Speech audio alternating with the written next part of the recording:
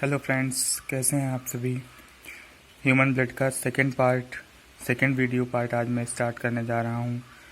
आपको डब्ल्यूबीसी के बारे में, ब्लड प्लेटलेट्स के बारे में और ब्लड क्लॉटिंग के बारे में मैं इस वीडियो लेक्चर में समझाऊंगा। उससे रिलेटेड क्वेश्चंस आप देखेंगे कि कौन कौन से क्वेश्चंस इंपॉर्टेंट हो सकते हैं आपके एग्जामिनेशन के दृष्टिकोण से। पहला क्वेश्चन, डब्ल्यूबीसी का जीवन काल कितने दिन का होता है? तो 2 से 5 दिन का जीवन काल डब्ल्यूबीसी का होता है। डब्ल्यूबीसी के मुख्य कार्य क्या हैं? सबसे बड़ी बात है, डब्ल्यूबीसी का जो मेन फंक्शन होता है वो होता है कि शरीर को रोगों के संक्रमण से बचाना। जो हमें बार बार पैथोजन्स अटैक करते हैं और हमें डिजीज होती हैं, उससे बचाने का काम डब्ल्यूबीसी करता है। डब्ल्यूबीसी का सबसे अधिक भाग किन कणिकाओं का बना होता है? तो 60 to 70 अप्रॉक्सीमेट जो 60 to 70% पार्ट होता है तो वो न्यूट्रोफिल्स का बना होता है। आगे बढ़ते हैं फ्रेंड्स। न्यूट्रोफिल्स कणिकाओं का कार्य क्या है? तो रोगाणुओं तथा जीवाणुओं का भक्षण करना इसका कार्य होता है। आरबीसी और डब्ल्यूबीसी का अनुपात कितना है? तो 600:1, 600 अनुपात 1 जो होता है वो आरबीसी और डब्ल्यूबीसी का अनुपात होता है। अब ब्लड प्लेटलेट्स के बारे में जानिए। कहाँ पाए जाते हैं रक्त बिंबाणु? तो मनुष्य और अन्य स्तनधारियों के रक्त में पाए जाते हैं। रक्त बिंबाणु का निर्माण कैसे होता है, किसमें कहाँ होता है? तो वो अस्थि मज्जा में होता है। इनका जीवन काल 3 से 5 दिन होता है। आप ट्रिक से याद कर सकते हैं कि डब्ल्यूबीसी के बाद प्लेटलेट आता है तो डब्ल्यूबीसी का 2 से 5 दिन, प्लेटलेट का 3 से 5 दिन। रक्त बिंबाणु की मृत्यु कहाँ होती है? तो वो प्लीहा में होती है। हमारी जो स्प्लीन होती है वहीं इसकी मृत्यु होती है। रक्त बिंबाणु का मुख्य कार्य क्या है? तो रक्त का थक्का बनाना में मदद करना, मतलब ब्लड क्लॉटिंग में हेल्प करना इसका मुख्य कार्य होता है। और भी ब्लड के मुख्य कार्य कौन कौन से हैं देखते हैं। शरीर के ताप का नियंत्रण करना, शरीर के रोगों से रक्षा करना, रक्त का थक्का बनाना, शरीर के वातावरण को स्थायी बनाए रखना, मीन्स इंटरनल जो इन्वायरमेंट है बॉडी का उसको स्टीडी स्टेट में रखना, ये ब्लड का कार्य होता है। घावों को भरना और लैंगिककरण में सहायता। इस तरह से आपने समझा कि ब्लड के मेन फंक्शंस क्या होते हैं। अब आगे बढ़ते हैं, ब्लड क्लॉटिंग की प्रक्रिया क्या होती है? तो थ्रोम्बोप्लास्टिन और प्रोथ्रोम्बिन, जब कैल्शियम इन ये तीनों चीज़ें मिलती हैं तो थ्रोम्बिन प्रोटीन बनती है।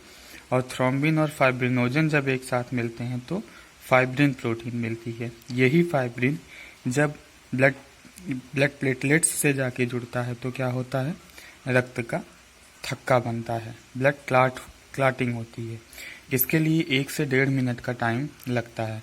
अगर इससे ज़्यादा समय लगा या तब ब्लड क्लॉटिंग नहीं हुई तो इससे उस व्यक्ति की जिसे चोट लगी है, जिसे इंजरी हुई है, उसकी मृत्यु भी हो सकती है। रुधिर प्लाज्मा के प्रोथ्रोम्बिन तथा फाइब्रिनोजन का निर्माण यकृत में किस विटामिन की सहायता से होता है? तो विटामिन के की सहायता से होता है। रक्त का थक्का बनाने में सहायक विटामिन कौन सा है? विटामिन के। रक्त का थक्का बनाने के लिए अनिवार्य प्रोटीन कौन सा है? फाइब्रिनोजन। रक्त समूह की खोज किसने की है? लैंडस्टीनर ने की। रक्त का थक्का बनाने में अनिवार्य प्रोटीन, कई बार ये क्वेश्चन सिविल सर्विसेज एग्ज़ाम्स में और एसएससी के एग्ज़ाम्स में पूछा गया है कि वो प्रोटीन कौन सी है। तो फाइब्रिन और फाइब्रिनोजन दोनों चीज़ें ऑप्शन में होती हैं। ध्यान रखना है आपको फ्रेंड्स कि आपको फाइब्रिनोजन पे टिक करना है। रक्त समूह की खोज किसने की थी? तो लैंडस्टीनर ने की थी। मनुष्यों के रक्त की भिन्नता का मुख्य कारण क्या है? क्यों डिफरेंट टाइप के ब्लड पाए जाते हैं?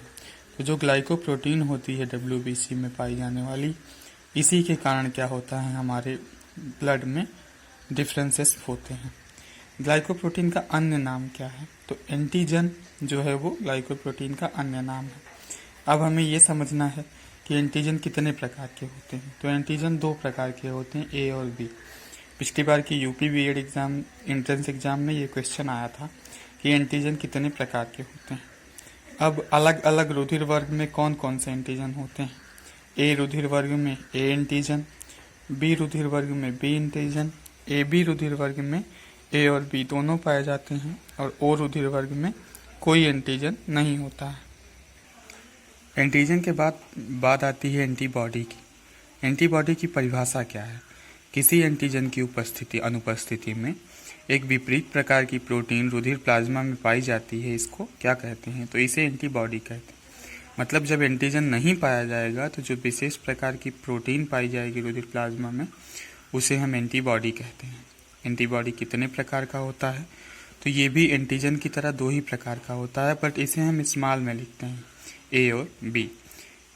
किस रक्त समूह को सर्वदाता रक्त समूह कहते हैं? ध्यान देना फ्रेंड्स, एग्जामिनर्स अब ये क्वेश्चन घुमा के पूछते हैं कि सर्वदाता रक्त समूह किसे कहते हैं।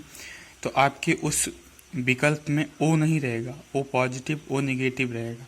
आपको ध्यान देना है कि सर्वदाता रक्त समूह हमेशा ओ निगेटिव रहता है। पिछली बार के यूपी बीएड एग्ज़ाम में ये क्वेश्चन भी पूछा गया कि सर्वदाता रक्त समूह किसे कहते हैं, और ये ओ निगेटिव होता है। इसको आपको विशेष ध्यान देना है। एक सेट में तो ये पहला ही क्वेश्चन बन के आया था कि सर्वदाता रक्त समूह कौन सा है। अब सर्वग्राही रक्त समूह, जैसे कि आपको सर्वदाता रक्त समूह में कंफ्यूज करने की कोशिश करता है, यही हाल सर्वग्राही रक्त समूह में भी होता है। तो आपको ध्यान रखना है कि सर्वग्राही ए बी पॉजिटिव, जब हम कुछ लेते हैं तो पॉजिटिव होते हैं और कुछ देते हैं तो नेगेटिव होते हैं। इस तरीके से आप याद रख सकते हैं कि सर्वग्राही ए बी पॉजिटिव और सर्वदाता ओ नेगेटिव। अब आरएच फैक्टर की बात करते हैं कि आरएच फैक्टर का पता किसने लगाया। तो लैंडस्टीनर और वीनर 2 वैज्ञानिक थे जिन्होंने आरएच फैक्टर का पता लगाया। आरएच फैक्टर का पता किस जंतु में लगाया गया? तो वो रीसस बंदर था। रीसस बंदर में पाए जाने की वजह से ही इसे आरएच नाम दिया गया।